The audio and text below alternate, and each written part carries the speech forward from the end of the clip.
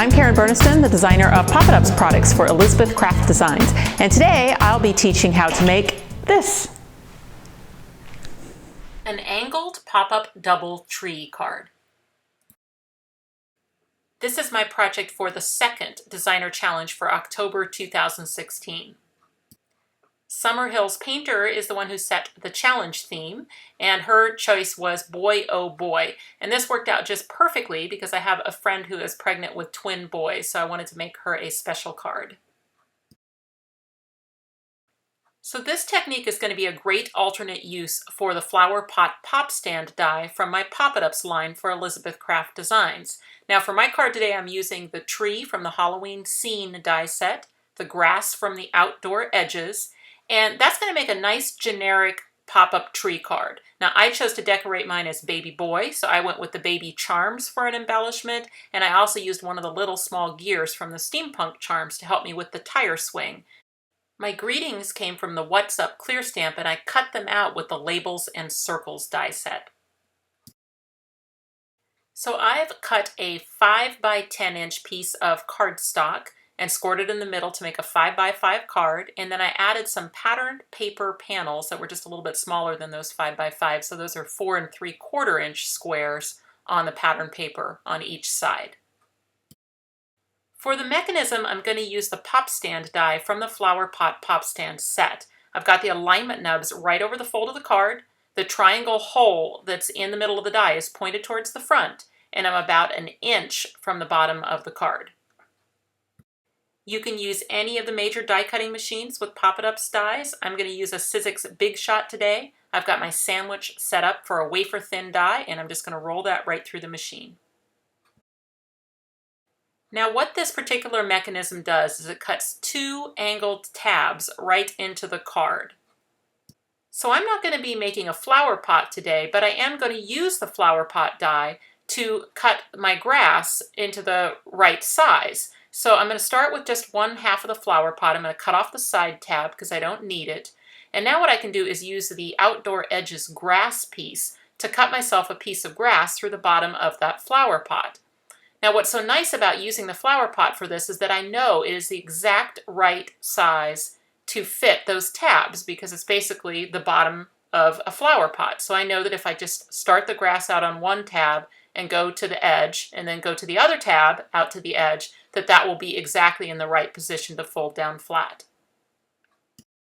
Adhesive for this doesn't really matter, just something strong. I'm using glue, but you could also use tape or a glue dot. And all I want to do is just attach that grass to both of those tabs. So I'm putting the adhesive on the tab and then just pressing it to the grass piece. And I can give it a good press in the closed position as well, just to make sure that it's nice and secure on those tabs.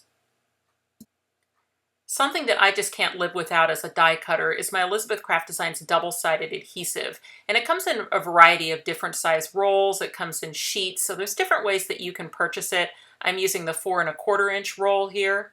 And I've just cut some brown cardstock for my trees and some green pattern paper for my leaves. And I'm getting that all backed with the double-sided adhesive.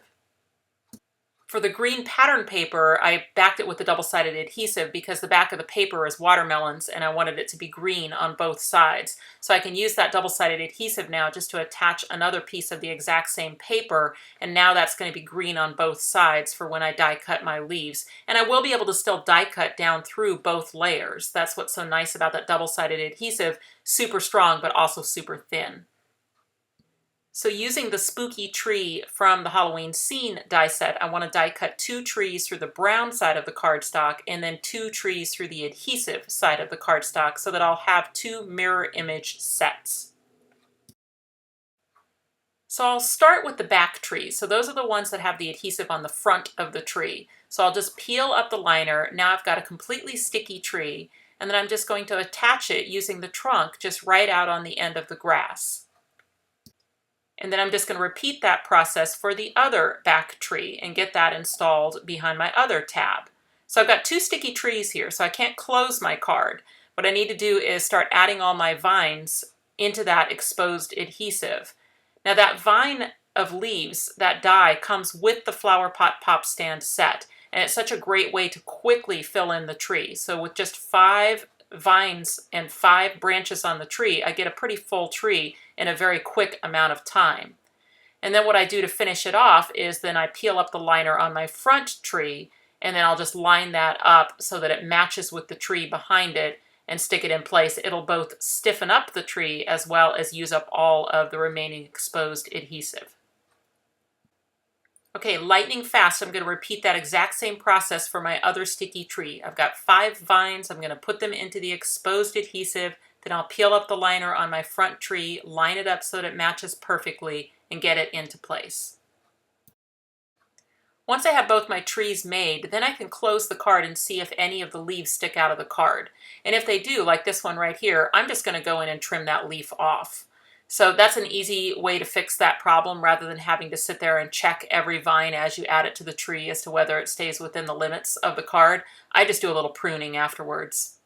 Oh, and I can see that my trunk isn't stuck down at the bottom there of my second tree, so let me just make sure that that's stuck down real well.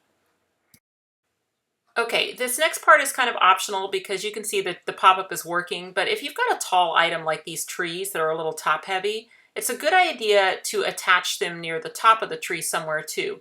And the way I did that is I just folded over a leaf. So a leaf that crosses the center fold, I just folded it over to kind of make like a little foot. And then I'm just going to add some glue behind it and attach it to the tree on the other side. And that way, basically my tree will be attached at the bottom through the grass and then at the top through this leaf. And that'll just give it some added stability so the trees will stand up a little bit straighter than they will if they're just loose on their own. I've cut 2 more squares of pattern paper to 4 3/4 square, and those will go on the front and the back of the card. And I just have to make sure that I avoid the holes from where the pop stand was when I add the adhesive. So one of the reasons I wanted to get my backing cards on is because I wanted to get something in those holes where the pop stand used to be, because I'm going to actually add some little box pop-ups in front of each of those trees. I'll make the boxes from pattern paper. I need 2 strips that are 1/2 inch wide by 2.5 inches long. And then in my scoring board, I'm going to put the strip in there and score it at 1/2 inch, 1 1/4 inches, and 1 3/4 inches. And then when I fold on all those lines, I'll create this little box. Then I just need to repeat that with my second strip. So for installing the box inside the card, I want to start with putting my glue on the longer panel. So at the ends of the strip, there's a long panel and there's a short panel, and I want to start with the long panel. So I'm going to add the glue and then press that panel down in front of the tree. Then I fold on the center fold so that the other end ends up right next to the tree. So that's the short panel. And then I'm going to add glue to that. And then I need to lift it up so that it will be pressed against the tree.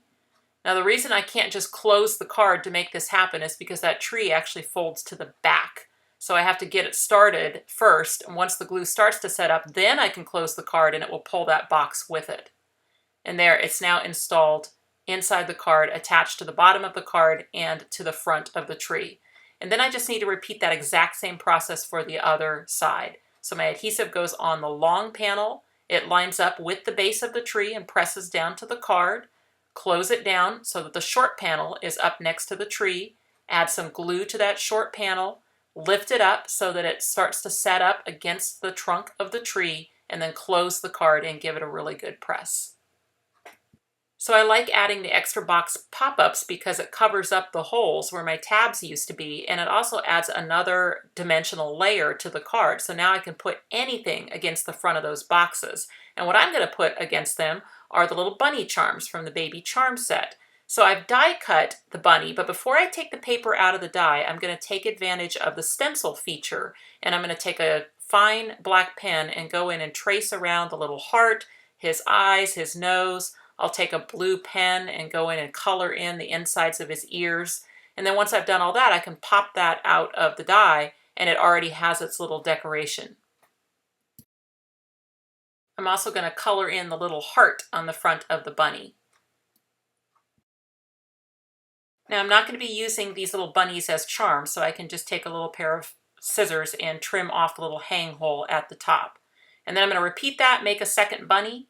The adhesive is going to go on the back of the bunny just at the base, and then I'm going to attach one to each one of my little box pop-ups.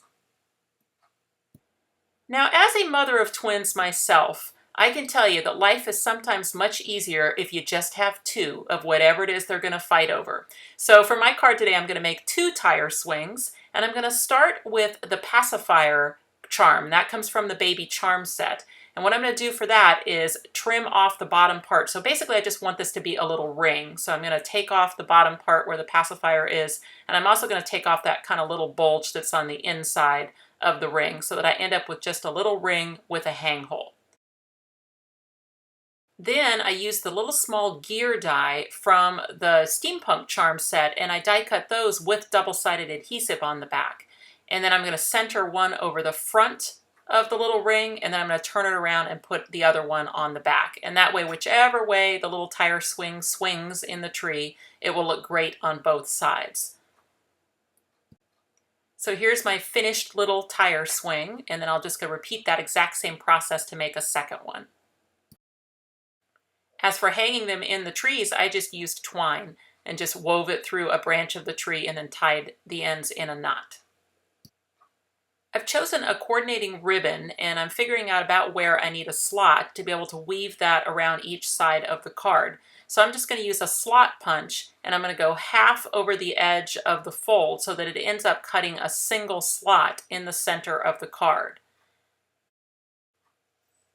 Now the ribbon I chose is just a little bit wider than the width of that slot punch, so I'm going to take another about half width on it so that it becomes a little bit longer slot.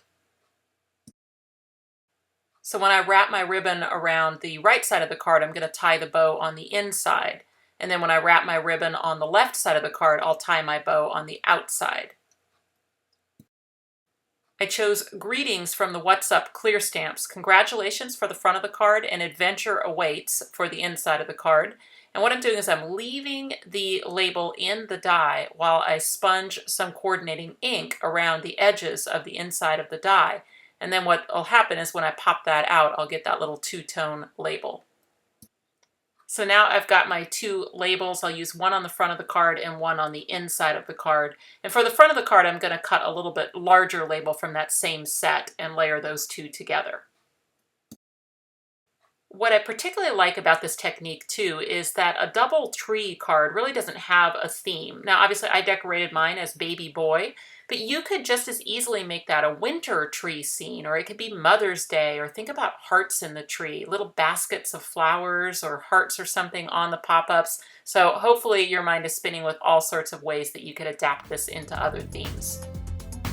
If you are interested in any of the products that I used in today's video, you will find clickable supply links in the About section on YouTube or on the blog post, and there should be a little information card in the upper right corner of this video. You can follow me on Facebook, Karen Burniston Designer, where I post daily inspiration, and you'll always find more ideas on my blog, KarenBurniston.com. Thanks for watching.